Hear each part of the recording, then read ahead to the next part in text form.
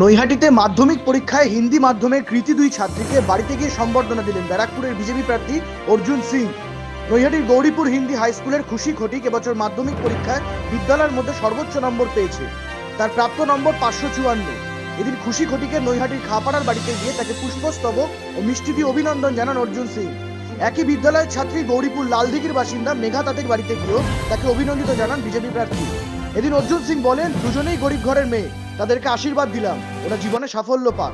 অর্জুন সিং জানান, তাদেরকে আশীর্বাদ দিলাম যাতে আমাদের এলাকার নাম আরও বাড়ুক, ওরা IAS হোক।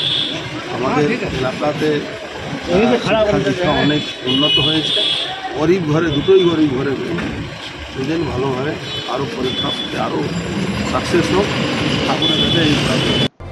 ব্যুরো রিপোর্ট, নজরে বাংলা।